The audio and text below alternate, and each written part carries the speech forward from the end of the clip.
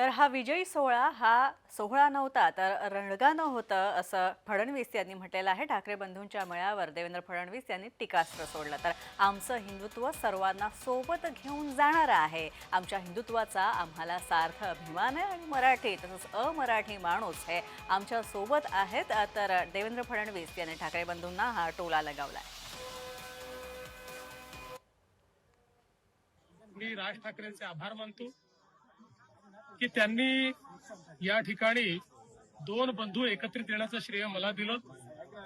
श्रद्धेय बाळासाहेबांचे आशीर्वाद हे मलाच मिळत असतील, पण मला असं सांगण्यात आलं होतं की विजय मेळावा होणार आहे, पण त्या ठिकाणी रुदालीचं भाषण देखील झालं आणि मराठीबद्दल एक शब्द न बोलता आमचं सरकार गेलं, आमचं सरकार पडलं, आम्हाला सरकारमध्ये द्या, आम्हालाच निवडून द्या, हा मराठीचा विजय उत्सव नव्हता, ही रुदाली होती।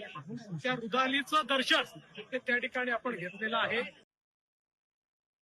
मी नेहमी सांगतोय पब्लिक है सब जानती है, त्यामुळे मुंबईतला मराठी असो की अमराठी सगळेच आमच्या सोबत आहे। आम्ही मराठी आहोत, आम्हाला मराठी असण्याचा अभिमान आहे, मराठी भाषेचा अभिमान आहे, पण त्याच वेळी आम्ही हिंदू आहोत, आम्हाला हिंदुत्वाचा अभिमान आहे आणि आमचं हिंदुत्व हे सगळ्यांना सोबत घेऊन चालणारं हिंदुत्व आहे।